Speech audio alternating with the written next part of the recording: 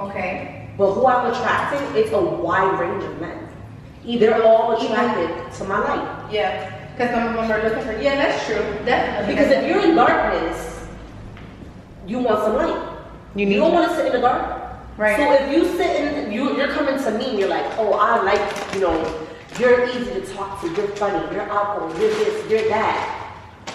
You want me to shed some light into you. Yeah. And that's why I'm so big on watch. That's why I was celibate for a long period of time. You have to watch who you lay with because they will suck the energy out of you. Definitely. I believe in soul ties. That's exactly why I am so cautious with who I lay with. Women are out here unhinged and all fucked up. And I'm telling you from experience, I was the most unhinged, toxic version of myself while dealing with my daughter's father because that's who he was. And I was internalizing that energy. Once I stopped dealing with that, the real me came back out. Where it's like, oh my God, she was missing all this time. I missed her, yeah. She was missing, and now it's like, I am not laying with a man that I know is not healed. Right. Or at least willing to even, because this is important too. Not everybody gonna come healed. Sometimes your purpose might be to help heal them. Because I'm very big on that. My two closest girlfriends, the one that sent me the pictures of my daughter's father, I was his new girlfriend. We were not in contact for many, many years. We reconnected. She was going through a very bad breakup. We reconnected, and guess what? I helped her healing journey. My best friend, her son was 6 months old when she left his father. That was a very toxic dynamic as well. I helped pave the way and show her. I'm still schooling her. Right. I'm like, you're gonna fill out this paperwork for custody. You're gonna do this. You're gonna do that. I bought my house, and she was like, oh, I don't know. I'm like, nope, you could do it. Right. I'm a single mom. I got a house, and her house is big and beautiful, and she's doing it by herself. I love that. I feel like my purpose in life. Yeah, shout out to both of them because I opened my light up to them, and through my suffering and through my pain. And through the depressive state that I was in a few years ago when I reconnected with them, I was able to guide them along in my journey. And that's what we're here. We're all here for that reason. For a purpose. And to fulfill like those shoes. Like everybody needs those type of people in their life. Absolutely. And that's why I said going back to my comment about that conversation that I had as of recently, I was struggling with what I was trying to say so bad that I'm like, I don't even want to fucking say it anymore. But then I found myself just getting back to my purpose, and I'm like, I can't even be upset that you're not understanding where I'm coming from and the point that I'm trying to make because you're unable to understand me because you're not in a healed space. I'm talking to you from my healed perspective, from where I am. I don't think that I'm fully healed. I don't know if I'll ever I don't think that I'll ever fulfill my ultimate level of healing on this life, on this mundane world. I feel like I'm always gonna have triggers. I'm always gonna have moments where I'm feeling like I'm retracting. I'm feeling like I'm stuck. But I've learned to understand that it's a lifely thing, and life is just gonna life. And I have to just adjust as things come up. For me to say I'm gonna reach the end of my healing journey at this point, or once I get to this, I don't think that that's realistic for me. For me, when I said earlier, you asked me, do you feel like I do feel like I'm reaching the end of my healing journey. When I say that, I mean in my co-parenting dynamic. Right. Because I'm to a point where I found a balance. Yeah. My daughter's flourishing. Me and her father are now, knock on wood, I don't even know if that's the rule, where he's finally, I think it's finally settling in with him. Damn, it takes so much more energy to be negative than it does to be positive. And I never gave up on getting us to this space. Yeah. Even when I was tempted to be just as toxic, I'm not gonna do it because it's for my daughter. Yeah. And that perspective, I feel like I'm reaching the finish line because it's I've done all I can do. I've healed all I can heal with that. Yeah. I'm no longer reacting the way that I used to. I'm no longer looking to argue with you. I'm no longer looking to go back and forth and be in a toxic dynamic with you. You feel like you're right. You got that. I'm gonna let you have that because I just don't have the energy any longer. You can't fucking pour. You can't keep pouring. It was draining. It was draining. It was taking away from the love that I could have been giving to myself. That part. I'm not doing it. Yeah. I'm not doing it, and I've done that. I've cleaned the house during my healing journey.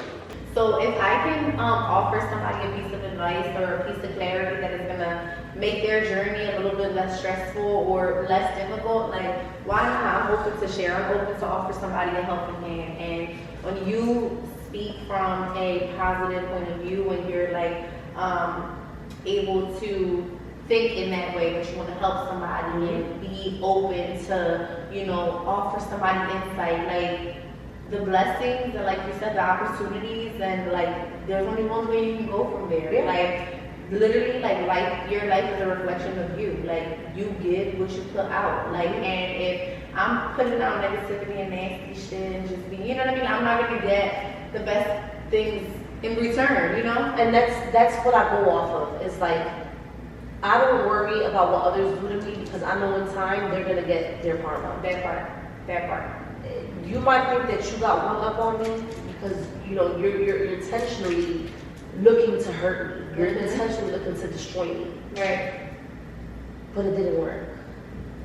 That's the biggest piece. That's the biggest fuck you that I can give to anybody that deliberately tried to hurt me. It's like, I lost friends. I lost, you know, at that time what I thought was the most important relationship of my life. I lost myself. Yeah. And all you did was a favor. Like now, I have never been happier. I love that for you. I've never I been love that for you. Like, people say that, like, you walk in a room and you're glowing, and I'm like, I feel that shit. I feel my aura. I love that. I feel that shit. Like, I walk in and I'm gonna be bubbly, silly. Like, I love that because I was not always that. Yeah. I lost that. My light was snuffed out. Yeah. You know, and now it's burning even brighter. And the fact that I can set that example for my daughter. Yes. Mommy went through some stuff, girl. Yeah. And stuff that she didn't even have to witness. That's the biggest lesson. I'm so like in awe by that. Like that whole like dynamic of like the fact that she wasn't phased. Like I really hope that for my daughter. Like she's 4, so I'm hoping when she's 6, she's like, I don't remember that stuff. You know, like she's not going to. I hope that she doesn't. I really hope that she doesn't, because it's hard. Like it's hard during the first couple of years, like trying to figure it out and, you know, avoid triggers and avoid reacting. The most important thing you could do is acknowledge the past. Yeah. Acknowledge it and be like, okay, she is in a very delicate phase. I remember my daughter at 4 years old. She does not recall a lot of the dynamic and a lot of things that went through, that me and her father went through. Right now, she's in a space that she asks, like, you know, my dad get married, because of her mind. That's her way of saying, I want to have both of you all the time. Yeah. Yeah. You know, and that's what's hard for me. Yeah. But I learned from my mistakes. Right. Like I said, I utilize my time, that balance that I spoke of. When she is not with me, that's when I cry my tears. You know, that's when I scream, I do whatever I gotta do, so that when I get her back, I'm ready. Yeah. I'm ready to be the best. And that's a blessing in itself. Like, just listen, some help is better than no help. And that's why I'm thankful, because I could have it a lot worse in this phase. Yes, he was not the best person for me in a relationship. But her father shows up for her. Yeah. He That's all that matters. He has her half the time. He's, you know, she gets to school, she's a straight A student, and I'm not going to sit here and act like that's all me, even though most of it is, because it is. Right. But he's participating. Right. He's contributing to her being in the state that she's in. Yeah. And I'm not going to discredit him. I will never all. discredit him. Like I said, he was not a good boyfriend, but he's being an active and present father for her. And that's the most important thing that he can do. Right. So for me, that cancels out all the other shit. Yeah. I healed from all of that. Yeah. You cheated, you did what you did, whatever. I don't care about none of that shit. When I speak about it now, it's my testimony. Right. It's me speaking on it because I want other women to hear me and know you might be in the middle of a war within yourself. But who's to say that the version of you that's waiting on the other side of all of that turmoil is the best version of you ever? Real shit. That's some real shit. Definitely. You just gotta be able to put in the work and put all of that shit, like, you gotta love yourself. You gotta love on yourself. Yeah. You gotta love on yourself. You have to figure out. You have to. The biggest challenge in my healing process was figuring out who I was after becoming a mom. Yeah. I knew who I was before I was a mom. Mm-hmm. Like, I know what my personality traits are. I know what my triggers are. I know all of that. Mm-hmm. So now it's like, what do I do with that information? Yeah. You know, now I'm a mom. Now I can't sit here and do the things that I was doing before. I can't react the way that I was reacting before. Mm-hmm. You know, like I said, I wanted to go up in the new girlfriend's mouth and do all this stuff. Did I do it? No. Yeah. Because I'm a mom now. Right. And it's not worth it to me. Yeah. You know? You have to pick and choose your battles. Like, literally, like, people talk that shit like, oh, when you become a mom, but when you become a mom, that shit switched up like the seasons. Listen, like, I'm trying to like tell nobody's business. And honestly, out of everything, I think the hardest part about, you know, the separation and everything that came after was the judgment. Like, there's so many people that are like, why are you dealing with that? Yeah. I know for you, it's probably like, why you having a baby with him? Okay, listen. Like, why you do that again? Like, if he fucked up the one time, why you do it again? What was gonna happen? Like, you didn't learn. And people have to understand, when you create a life with somebody, there is a different type of attachment. Yeah. You see the good in somebody when you love them. Mm-hmm. You see their potential. Yeah. You see what they showed you in the beginning. What made you even lay down with that man, yeah, unprotected, with the possibility of creating a life. I will say the 305 had something to do with it. The 305 had something to do with it, you know. But we was outside. It was a good time. It was a good time. In Miami. Look, it was the 305. We don't want to talk about the 305. But look, it is what it is. And, you know, here on today's episode, like, I really am so grateful to have had the chance to speak with you from your perspective. And, you know, as I mentioned in the beginning, like, you're doing a hell of a job. Like, I really admire you for, you know, how far you've come from the fucking story times to just being able to connect with you in person. Like, you're a vibrant person, you're transparent. All of the advice and the gems that you dropped today weren't just beneficial for me, but I'm sure for somebody else out there that may be going through this tough time in their journey. Before we close out, I do have an engagement segment, but I want to give you the chance to express if there's anything that you wanted to leave with my audience today. What impression did you want to leave on them from today's episode?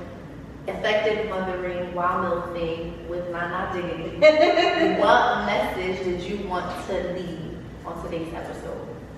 I think ultimately the only message that I really want to convey through my experiences of what I shared today is that you might be in a season of suffering or a season of pain or a season of blessings. Okay. But there's more than one season. Like, and it's funny, they call it seasons for a reason. Like, a tree goes bare during the winter. Mm-hmm. But bitch, it's spring. Okay. And you blooming. That part. So don't allow a little bit of bad weather to hinder you from your growth. Yes. Because bitch, I'm a whole cherry blossom. Okay? That's a message. Okay, I'm a whole cherry blossom, and you can be too. And you got a garden. Listen, That garden. with roses and tulips and all of that shit. Yeah. So, yeah, don't allow your past toxic relationships, toxic friendships, toxic anything, don't let it define you. Mm-hmm. Better days are coming as long as you pour into yourself and you have that balance. Right. Balance is essential in a healing journey. You try to create that balance. You have to. It's vital in getting to a healthy space. And that's, like I said, you don't even gotta be a mother for that. Right. It's just a matter of taking care Even of in yourself. a relationship, you lose yourself. You lose yourself. Even when you're not a mom. You lose yourself in any way in life. You can overwork. Yeah. You can overextend yourself to your friends. You know, it's more than one way to, like, drain yourself. Right. And you know something that I learned too was, like, it's okay to, like, say no.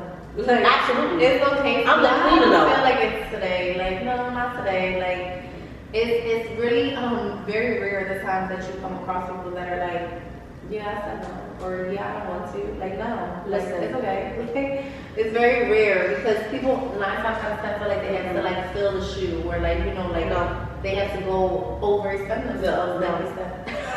No. I live by the destiny shot. No. Because of, oh, how about the vocals? Do you hear it? Listen, we in here singing. Listen, don't get me started. It's gonna be a whole karaoke session next. Me. Can't you pay my bills? Can't pay yourself? That's the one, sis. No, like it in all seriousness, like say no if it does not serve you. Yeah. You can't. They say this shit all the time. I don't know if I'm dropping a whole lot of cliche shit, but I live by this. This is what helped me. No, for real. You can't pour from an empty cup. You be having them, the people be having them cups with holes in them. Bitch, how you supposed to pour that? That shit Ain't nothing getting filled. Listen, at all. Well, listen, like I said, it was such a refresher to talk to you. I'm grateful that you came on the Glow Up. I am so. Listen out for Nana Ziggy's podcast. It's Lord. coming out soon. It is coming out. It is. We're soon. manifesting it. It's coming out soon. So we are moving into the engagement portion of the podcast. So I have 3 categories, numbered 1 through 10. There's questions in each category, so you're gonna pick one number, and I'm going to ask you a question, that same number question from each category. Okay. We have a what if category, have you ever category, and to be or not to be category. Well, my favorite game back in Vegas to be never have I ever. So we're gonna go with have you ever. No, you get one question from each category. Oh, from each category? Pick Okay. a number. Pick a number. What the numbers go through? 1 through 10. 10's my lucky number, so let's go with that. You're gonna go with 10? Yes. Okay, so the first category is the what if category, number 10. What if you find out you've been taking care of a baby that wasn't yours all along? Okay, so that's more geared for me. What? So, let me see. What? The transgender?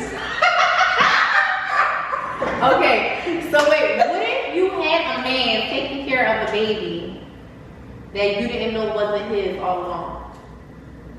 Oh no. Let's say the baby is like 4 years old and it's like, damn, like this baby not looking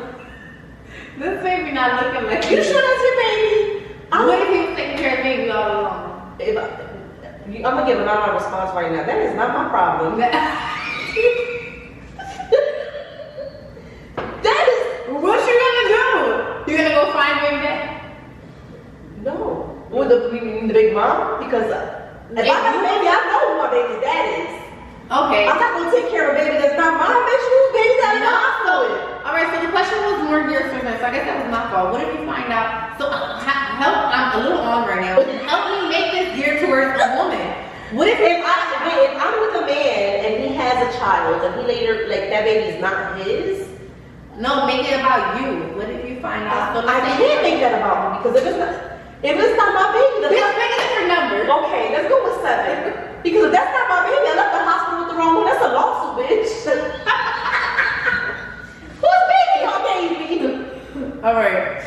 No, okay. No, you don't have to pick another number. Alright, so I'm gonna speak that question. So what if you find out, okay, let's say that you have a baby. Oh, okay, let's just say like that, like your man. Let's say you with a man and he's been taking care of a baby all along and he find out like that the baby is not his. Let's say the baby's like 4 or whatever. That's his problem. You wouldn't feel no certain way? That was before me. Okay. You know what I mean? Like that's his cross to bear. Like if he's willing to still be in that child's life, I know what I signed up for. Okay. So whether that's his child biologically, ultimately that's his choice. That's How would his you choice. feel as a woman knowing that your man is possibly taking care of a baby that he is not his, or in the event that how would that make you feel as his woman? Because you still are connected. If I'm connected to that, listen, I look at it like this. My stepdad has been in my life for over 20 years. Mm-hmm. I'm not his biological child. Right. And he showed up for me more than my biological father does. Yeah. When you love a child, whether they're yours or not, you love them. Yeah. That's not that child's fault. Like you out here dumping in somebody, you don't know that baby's yours. Like first and foremost, it depends. Were you in a relationship with this person and you didn't bother to get paternity tested, or was this just a little sneaky link and you got her knocked up? And if that's the case, then it's kind of on him. You should have got a paternity test if you knew that this woman is a possibility. She might have been out here with somebody else. Yeah. But for me personally, I know what I signed up for. Right. So if you're still going to be in that child's life, then I am too. Okay. Like ultimately, it's his situation. Yeah. My role as someone's partner isn't to put like guide. Like my job is to help guide and help with lighten your load and help you figure things out. But my job isn't to make those decisions for you. Right. Right. So if you already love this child, you already have a relationship with this child, and you're like, you know what? If he comes to me like, babe, she's not mine, he's not mine, but I love them. All right, I'm here. Okay. Like, I'm gonna help you, whatever your choice is. My job is to just be a supportive system. Okay. I'm not gonna dictate how you choose to move after that. Alright, that's a solid answer. Okay, so the next category, question number 10, is the have you ever category. Question number 10 is, have you ever dated someone off the internet? Why or why not? Like, I met them online and dated them. Girl, that's all dating is nowadays. Yeah, now, right? That's all it is. I went on a date. I tried dating apps. Okay. That was a disaster. Was it? Child. I actually went, the last time that I went on a date with somebody that I met online, I went on a date with this guy. Well, now it's like Instagram. Well, dating Everything, apps. I mean, there's dating apps. I met this guy specifically on a dating app. Okay. This is when I was like, I kind of need to get back out in the dating scene. Like, I need to, like, interact with men now that I'm in my healing journey and I'm ready to put myself back out there. And I went on a date with him, and girl, he was a whole psychic or some shit. He was A psychic? we were chicken peas. He was very nice. Okay. Very nice. I'm stuck with a psychic. I'm gonna tell you why I said that. Okay. So I'm sitting here fucking up my boneless wings and my fries, and he was like, "You have this aura around you." Okay. And I'm like, "Oh, tell me more." Like that's a good compliment. And he was like, "Yeah, there's like a white light surrounding you." And he was like, "Are you into astrology?" And I'm like, "I mean, I think everybody is a little bit." Yeah. And he was like, "When's your birthday?" And I'm like, 10/10. And, "Oh, you're a Libra, I'm a Libra." And he starts going, he read me like a book. Wow. Read me like a book. "Oh, so your personality is more this, and that." And, and I'm like, yeah, that's accurate. That's right. And he just kept dwelling on my white aura. He's like, that white aura is very rare. Okay. And he was just like telling me about myself. But he was right. So I was like, "Sir, what in the Miss Cleo?" What is happening? Mr. Miss Cleo. Yo, I was like a little bit, I'm gonna just say this. I didn't go on a date with him. I was a little bit like, he was so nice. He really was. What? You didn't like the astrology? It wasn't, bitch, I ain't coming to get my cards right. What is happening? What is happening right now? I was kind of like caught off guard. It was like, I came here on a date. Like, you go on dates to get to know people. I'm going too hard. He read me. Like, he read me. I wonder if that was just like initiation. I don't know what it was. I really don't. Like, so this day, mind you, like I said, Have you ever talked to him? He asked me on a second date. He just kept mentioning, when you walk out your house, there's just all this white light around you. Oh. And he was like going on about this white light, and I'm like, what the fuck is this? What does that mean for him? I googled what having a white aura signified. Okay. And it was very deep. Oh. And it was like, for a first date, I'm feeling a whole lot. Yeah. You got me Googling shit after the date? What is happening right now? Okay. So, I mean, back to the point of the question, I think right now, I would love to meet a man traditionally. I would love to go out, get in my Starbucks, and the man says, "Excuse me, man." Yeah. No, real shit. "I think you're beautiful, and I would love to get to know I you hate that better." everything is like internet now. Now, I'll come out, and I'll be out at grabbing a drink, whatever, and I'll know this man from Instagram, and he'll look at me, and I'm looking at him looking at me, and he don't say nothing. And then I go home, he's like, "I saw you." Weirdo. Like, what? Yeah, I hate that. It's just a weird time to date right now, and it's too much. I tried a dating app for like a few weeks, and it was either Another guy that I had started talking to was a couple of weeks I was talking to him. I ended up finding out he had a whole girlfriend. Wow. So those two things, it was like, listen, God, I know you hear me. I know you hear me praying to you. Please hand deliver this man. Listen. It's gonna be the FedEx man. He's gonna bring in my package from Fashion Highway. Oh, the firefighter across the street. First of all, I told you, bitch, why didn't you work? I would have wore a bikini in this bitch. Listen, they outside, they coming. Listen, whatever's meant, we said whatever's meant for us is gonna come up. It's gonna come naturally, organically. I'm a firm believer in that. I'm not out here looking for nothing. I am very confident and comfortable in my womanhood and where I'm at. Mm-hmm. And I told you this earlier, like off air. I was like, my vibe, I get that all the time. Men are attracted to my light. Mm-hmm. Like, I get that frequently. That's good because to choose. Well, it's not slim pickings because when I attract sometimes, I'll be like, bitches in me, am I ugly? No. Is something wrong with me? Because some of the men that I attract, and this is not me being superficial, it has nothing to do with looks. Yeah. Because one thing about me is, as long as you're not cross-eyed, shady. What if your man is supposed to be cross-eyed with?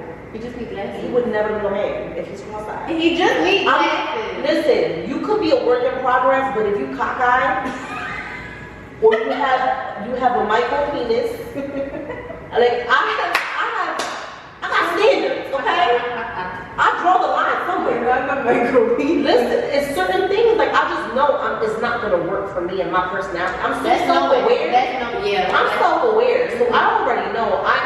Certain stuff you just not going to.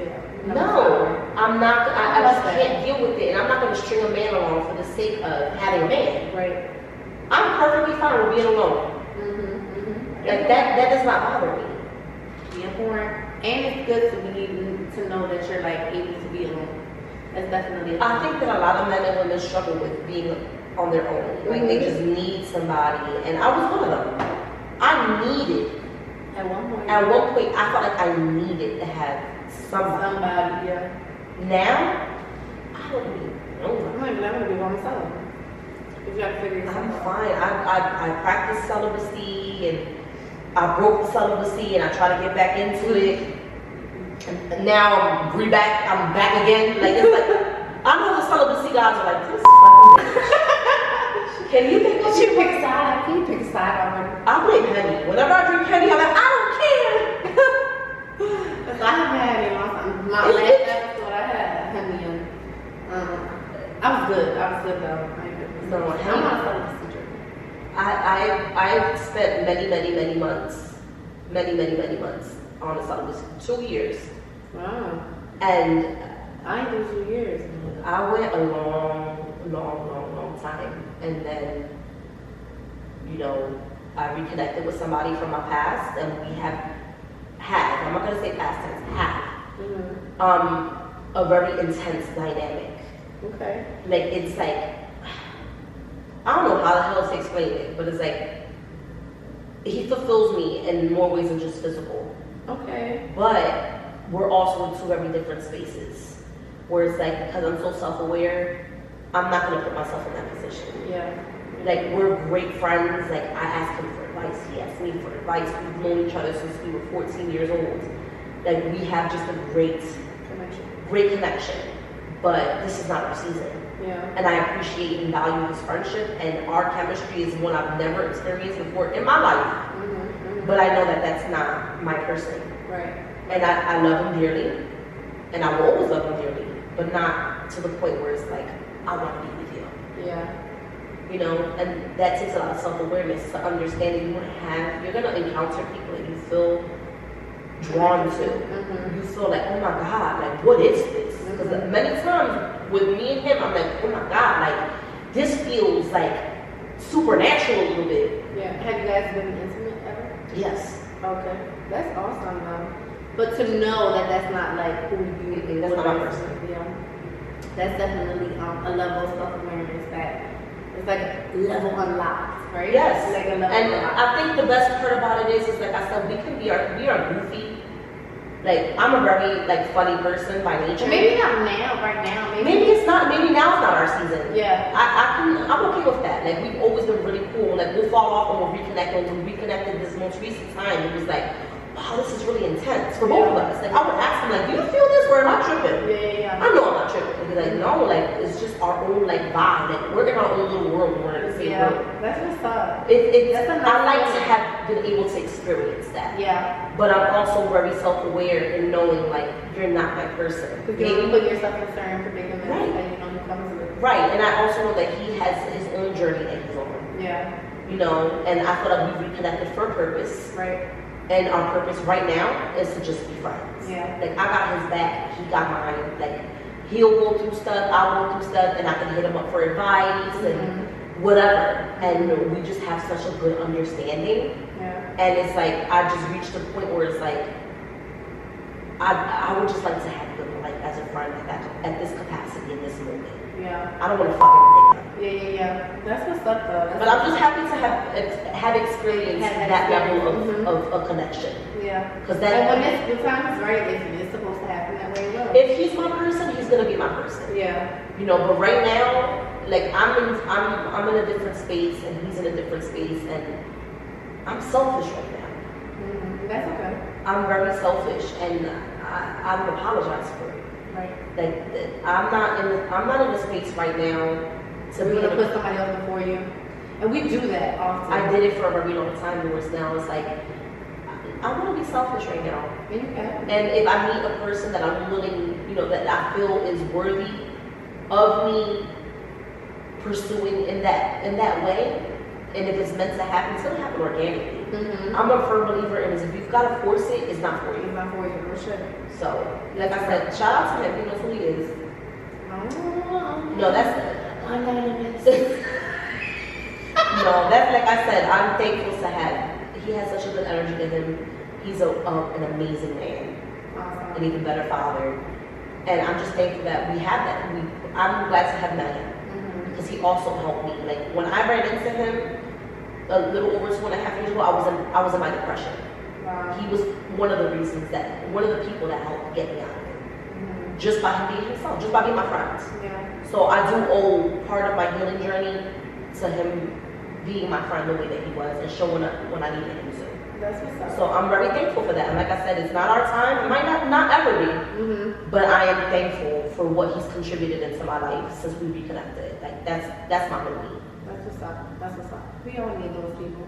Because we're all here on this life to have experiences. Yes, absolutely. And 100%. what an experience is it to have that? Like, you know, like, help you get back to you. Like, like I heard roommate. Yes, he was my Tay Diggs. For sure. I told him that. I'm like, yo, you made me feel sexy again. Because, like, after motherhood, I was like, my body changed. Yeah. Like, I was just like, I didn't feel. When you probably love it. Listen, he made me feel good.